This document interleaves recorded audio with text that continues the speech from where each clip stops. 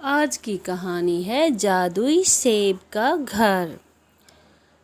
तो एक गांव में एक अनाथ लड़की रहती थी जिसका पालन पोषण उसकी दादी ही किया करती थी।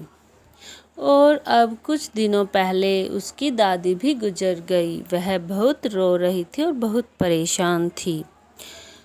तो उनके घर में एक सेब का पेड़ था जिस पर बहुत ही मीठे मीठे सेब लगते थे।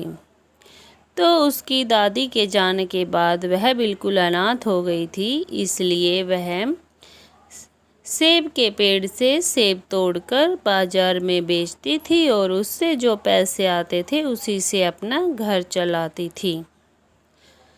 तो उनके गांव में एक जादूगरनी रहती थी।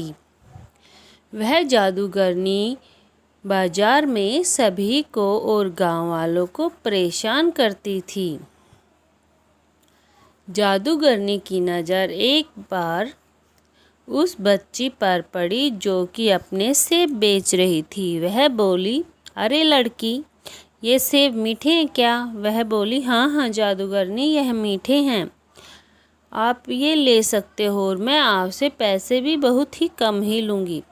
जादूगरनी बोली, तुम्हारी इतनी हिम्मत, तुम मुझसे पैसे मांगोगी? वह डर गई और चुप हो गई। जादूगरनी ने उस लड़की से उसके सारे सेब ले लिए और उसे एक भी पैसा नहीं दिया और सारे सेब ले जाकर अपनी गुफा में रख लिए। और वह लड़की बेचारी परेशान होकर अपने घर चुपचाप लौट गई। जादूगरनी ने बहुत सारे सेब खाए और उसकी तबीयत खराब हो गई। उसने सोचा, लड़की ने मुझे खराब सेब दिए हैं, मेरी तबीयत खराब हुई है इन्हीं सेबों की वजह से। मैं कल उसे मज़ा चखाती हूँ। और कल उठते ही वह सुबह उस लड़की के पास जा पहुँची। वह लड़की देखकर चौंक गई और कहती है, सुबह सुबह जादूगरनी हमारे घर पर? वह बोली, हाँ, तुम ज़्यादा होशियार बनती हो, तुमने मुझे जहरीले सेब खिला दिए। वह लड़की बोली, नहीं नहीं जादूगरनी, हमारे पेड़ के सेब तो बहुत ही मीठे हैं। वह बोली, तो मेरी तबीयत खराब क्यों हुई? तुम्हारे सेबों की वजह से मेरी तबीयत खराब हुई, इसलिए मैं तुझे अपने जादू से अंधा बना देती हूँ जिससे तुम्हें कुछ भी दिखाई नहीं देगा। अब वह लड़की को कुछ भी दिखाई नहीं देने के कारण वह घर में ही रहने लगी और रोने लगी, बहुत ही परेशान रहने लगी, क्योंकि उसकी करने धरने वाला कोई नहीं था। एक दिन वह परेशान होकर पहाड़ी पर जा पहुँची और सोची, मेरे जीने का कोई फ़ायदा ही नहीं। वह पहाड़ी से जैसे देख ही रही, पहाड़ी के पास खड़ी थी, तभी एक रानी परी आसमान में से उड़ती जा रही थी। उसने देखा, यह लड़की तो आगे बढ़ेगी तो गिर ही जाएगी, चलो मैं इसे रोकती हूँ। रानी परी बोली, अरे लड़की, तुम क्या कर रही हो? वह बोली, आप कौन हो? मैं बहुत परेशान हूँ, मुझे कुछ भी दिखाई नहीं देता, इसलिए मैं जी कर क्या करूँगी? वह बोली, नहीं नहीं, तुम ऐसा कुछ मत करो, अपनी परेशानी मुझे बताओ, मैं उसका हल निकालती हूँ। वह बोली, ऐसे ऐसे जादूगरनी रहती है और उसने मुझे अंधा बना दिया है।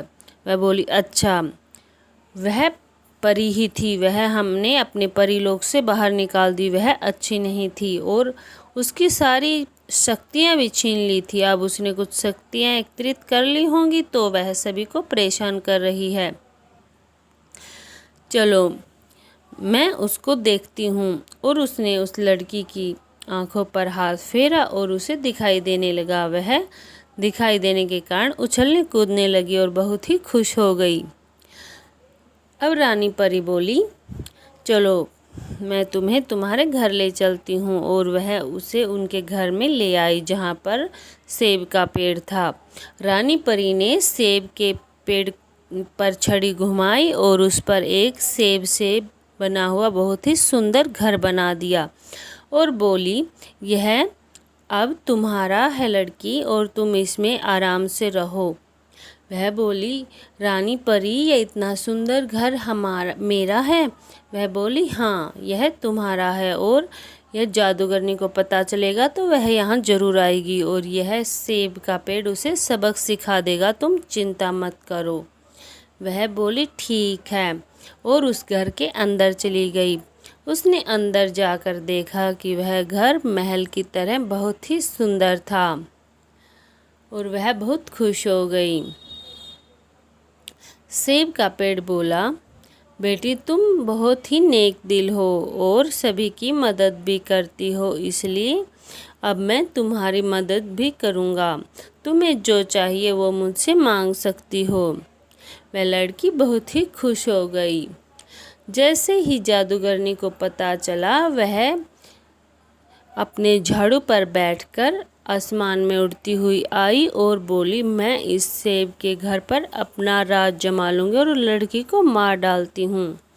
तो वह आई तो उसने उस पर नुकसान पहुँचाना सोचा तो सेब के घर ने अपने मुंह में से आग उगलते हुए उसकी छड़ी को जलाकर राख कर दिया और उसे अपने पेड़ के नीचे ही दफना दिया और जादूगरनी मर गई और वह लड़की सेब के घर में खुशी खुशी रहने लगी।